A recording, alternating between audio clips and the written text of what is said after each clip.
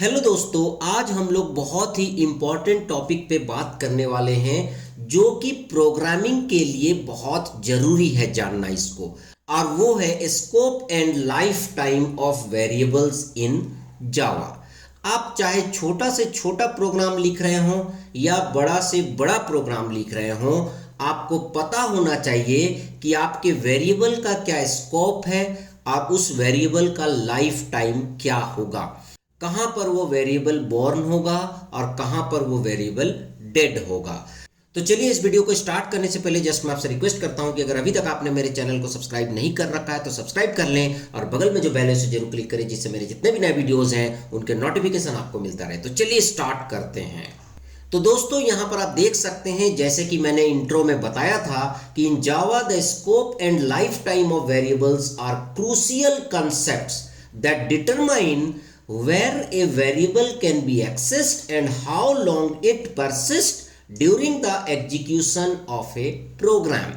मैंने पहले ही बता दिया था कि ये जो scope and life time of variable है ये बहुत ही क्रूशियल कंसेप्ट है और यहाँ पर आपको पता चलता है कि उस वेरिएबल को हम कहाँ से एक्सेस कर सकते हैं और हमारा वेरिएबल कब तक जो है रहेगा, मतलब कब हमारा वेरिएबल डेड होगा।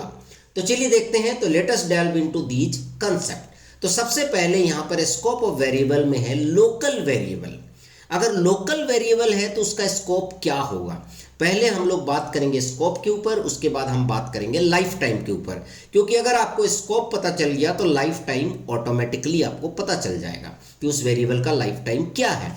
तो लोकल वेरिएबल की अगर बात करें, ठीक है, तो लोकल वेरिएबल जैसे यहां पर आप देख सकते हैं, आपने लिखा है पब्लिक वॉइड एग्जांपल मेथड और यहां पर आपने एक वेरिएबल डिक्लेयर किया है जो कि लोकल वेरिएबल है और फिर यहां पर आपने system dot out dot println लिखा और कर्ली ब्रैकेट क्लोज। तो इसका मतलब ये है कि ये जो लोकल वेरिएबल है इसको आप इस कर्ली ब्रैकेट और इस कर्ली ब्रैकेट के बीच में यूज कर सकते हैं। अगर इसके बाहर अगर आप यूज करना चाहेंगे तो यहां पर बोलेगा local variable can not be accessed outside the example method, क्योंकि आपने इस वेरिएबल को डिक्लेयर किया है इस कर्ली ब्रैकेट के अंदर। ठीक है, declared with in a method constructor और ए ब्लॉक ऑफ कोड, मतलब आप चाहे कंस्ट्रक्टर लिख रहे हैं, चाहे आप मेथड लिख रहे हैं या फिर कोई भी ब्लॉक ऑफ कोड है। ब्लॉक ऑफ कोड मतलब जहां पर कर्ली ब्रैकेट स्टार्ट होता है, जहां पर कर्ली ब्रैकेट क्लोज होता है, इसके बीच में अगर कोई भी वेरिएबल अगर आपने डिक्लेयर किया है तो उसे बोला जाएगा लोकल वेरिएबल और इसका जो स्कोप होगा वो इस कर्ली ब्रैकेट के अंदर ही होगा। ठीक है, उसके बाद नेक्स्ट हम लोग चलते हैं पैरामीटर। नेक्स्ट होता है पैरामीटर। जैसे आप कोई फंक्शन लिखते हैं, जनरली सी लैंग्वेज में अगर आप लिखते हैं तो क्या लिखते हैं, इंट फैक्टोरियल और उसके बाद इसके अंदर एक पैरामीटर होता है इंट एन। ओके, जैसे यहां पर आप देख सकते हैं पब्लिक वॉइड फंक्शन का नाम और इसके अंदर एक पैरामीटर है इंट PARAM। ठीक है, परम। तो ये जो है एक वेरिएबल है, तो ये भी एक वेरिएबल है, जैसे यहां पर ये एक वेरिएबल है। तो इसका जो है स्कोप कहां पर होगा, इसका स्कोप केवल इस फंक्शन के अंदर होगा, इस फंक्शन के बाहर आप यूज नहीं कर सकते हैं। तो variable passed into a method is called parameter accessible with in the methods body, मतलब केवल इस मेथड के अंदर ही आप यूज कर सकते हैं। उसी तरह यहां पर ये कर्ली ब्रैकेट के अंदर ही आप इसको यूज कर सकते हैं। तो ये जो हो गया पैरामीटर, वेरिएबल का स्कोप हो गया। उसके बाद आता है इंस्टांस वेरिएबल। इंस्टांस वेरिएबल क्या होता है, एक्चुअली अगर आप किसी क्लास के अंदर वेरिएबल डिक्लेयर किए हैं, जैसे ये आप वेरिएबल देख रहे हैं int instance variable equal to 20, तो ये इंस्टांस वेरिएबल है क्योंकि ये क्लास के अंदर है। ठीक है, क्लास के अंदर है इसलिए हम इसे बोल रहे हैं instance variable. Declared with in A class but outside any method constructor और ब्लॉक, जैसे ये वेरिएबल क्लास के अंदर है बट इस मेथड के बाहर है। तो अगर किसी मेथड या कंस्ट्रक्टर या फिर किसी ब्लॉक ऑफ कोड के बाहर हो और क्लास के अंदर हो, ठीक है, तो इसको हम बोलेंगे इंस्टांस वेरिएबल। अगर यही वेरिएबल सपोज दैट इसके अंदर हम वेरिएबल एक लिख लेते हैं इंट ए, तो ये इंस्टांस वेरिएबल नहीं होगा। ठीक है, पर ये इंस्टांस वेरिएबल होगा क्योंकि ये मेथड के बाहर है और क्लास के अंदर है। ठीक है, तो ऐसा जो वेरिएबल होगा accessible to all methods of the class, तो इस वेरिएबल को हम सारे मेथड से एक्सेस कर सकते हैं। मतलब इस वेरिएबल को हम इस मेथड में भी यूज कर सकते हैं, अगर और भी कोई मेथड लिखा हुआ है तो उसके अंदर भी हम यूज कर सकते हैं। मतलब क्लास के अंदर जो इंस्टांस वेरिएबल है उसको आप किसी भी मेथड से एक्सेस कर सकते हैं। उसके बाद नेक्स्ट है क्लास वेरिएबल। क्लास वेरिएबल को हम स्टैटिक वेरिएबल भी बोलते हैं। तो जैसे अगर आप कोई वेरिएबल डिक्लेयर कर रहे हैं और उसके आगे अगर आपने स्टैटिक लगा दिया और वो वेरिएबल किसी क्लास के अंदर है तो उसको हम बोलेंगे क्लास वेरिएबल। तो यहां पर लिखा है declared with the static keyword, तो अगर आपने स्टैटिक लगा दिया तो ये क्या बन गया, क्लास वेरिएबल बन गया। Shared among all instances of A class, तो ये जो क्लास वेरिएबल का जो भी वैल्यू होगा ये कॉमन होगा सभी इंस्टांसेस के लिए, क्योंकि वो इसको शेयर करेंगे। अब बात आता है कि यहां पर हमने बिना स्टैटिक का वेरिएबल डिक्लेयर किया और यहां पर हमने स्टैटिक के साथ डिक्लेयर किया, तो दोनों में क्या डिफरेंस है। यहां पर क्या है कि सपोज दैट आपने माई क्लास का 3 ऑब्जेक्ट बनाया, C1, C2, C3, तो यहां पर ये जो इंस्टांस वेरिएबल है इसका वैल्यू तीनों के लिए अलग अलग होगा। तीनों के लिए क्या होगा, अलग अलग होगा। जबकि स्टैटिक के केस में ये जो है तीनों के लिए सेम होगा, क्योंकि ये क्लास वेरिएबल है। ठीक है, ये इंस्टांस वेरिएबल नहीं है। और ऑब्वियसली इसको आप एक्सेस जो है किसी भी मेथड से कर सकते हैं, वो सारे मेथड से कर सकते हैं जो इस क्लास के अंदर डिक्लेयर है।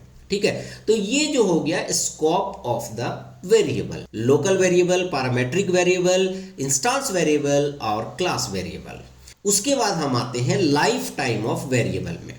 वेरिएबल का लाइफ टाइम क्या है। लाइफ टाइम का मतलब क्या होता है कि कोई चीज कब जन्मा और कब उसकी मृत्यु हुई, ठीक है, उसके बीच के समय को हम बोलते हैं लाइफ टाइम।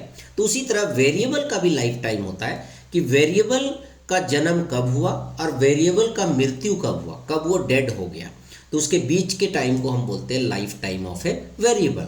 जैसे लोकल वेरिएबल में क्या होता है, exist only within the scope where they are declared. जहां पर आपने डिक्लेयर किया है, जिस स्कोप के अंदर डिक्लेयर किया है वहीं पर आपका वेरिएबल का लाइफ टाइम होगा। Created when the method is called and destroyed when the method exist. Suppose that किसी मेथड के अंदर लोकल वेरिएबल है, तो क्या होगा कि वो क्रिएट होगा वेरिएबल जब आप मेथड को कॉल करेंगे और वो डिस्ट्रॉय हो जाएगा जब आप मेथड से बाहर निकल जाएंगे। Memory is reclaimed by a garbage collector, और जिस मेमोरी को उस वेरिएबल ने यूज किया है उसे रिक्लेम किया जा सकता है। उसके बाद आता है पैरामीटर्स।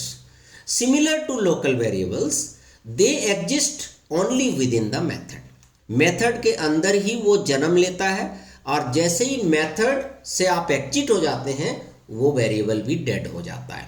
तो created when the method is called and destroyed when the method exit. उसके बाद देखते हैं कि इंस्टांस वेरिएबल का लाइफ टाइम क्या होता है। Exist as long as the object to which they belong. ठीक है, मतलब आपका इंस्टांस वेरिएबल तब तक एग्जिस्ट करेगा जब तक आपका ऑब्जेक्ट एग्जिस्ट करेगा। Created when an object is instantiated and destroyed when the object is garbage collected. ठीक है, तो आपका इंस्टांस वेरिएबल कब क्रिएट होगा, जब आप ऑब्जेक्ट क्रिएट करेंगे। ठीक है, जब आप किसी क्लास का ऑब्जेक्ट क्रिएट करेंगे। और कब वो डिस्ट्रॉय हो जाएगा, जब उस ऑब्जेक्ट को गार्बेज कलेक्टर कलेक्ट कर लेगा। उसके बाद आता है कि क्लास वेरिएबल का लाइफ टाइम क्या होगा, या फिर आप बोल सकते हैं स्टैटिक वेरिएबल का लाइफ टाइम क्या होगा। Exist as long as the class is loaded in the memory. चूंकि क्लास वेरिएबल को हम स्टैटिक वेरिएबल भी बोलते हैं, या फिर आप बोल सकते हैं कि स्टैटिक वेरिएबल को हम क्लास वेरिएबल भी बोलते हैं, तो वो वेरिएबल तब तक एग्जिस्ट रहेगा जब तक आपका क्लास मेमोरी में लोड है। ठीक है, तो created when the class is loaded and destroyed when the class is unloaded. तो जैसे ही आपका क्लास मेमोरी में लोड होगा आपका वेरिएबल क्रिएट हो जाएगा जो स्टैटिक वेरिएबल है, और जैसे ही आपका क्लास अनलोड हो जाएगा मेमोरी से वैसे ही आपका वेरिएबल डिस्ट्रॉय हो जाएगा, डेड हो जाएगा। ठीक है, तो ये पूरा कंसेप्ट था। तो आई होप कि आपको ये जो पूरा वीडियो है पसंद आया होगा, क्योंकि इसको मैंने बहुत ही डिटेल में समझाया है। और ये भी क्लियर हो गया होगा आपको कि क्या स्कोप ऑफ वेरिएबल होता है और क्या लाइफ टाइम ऑफ वेरिएबल होता है। तो चलिए दोस्तों, आई होप कि आपको वीडियो पसंद आया होगा। अच्छा लगा तो लाइक करें, शेयर करें, कमेंट करें, और अगर अभी तक आपने मेरे चैनल को सब्सक्राइब नहीं कर रखा तो सब्सक्राइब कर लें और बगल में जो बेल है उसे जरूर क्लिक करें, जिससे मेरे जितने भी नए वीडियोस हैं उनके नोटिफिकेशन आपको मिलता रहे। Thank you and good bye.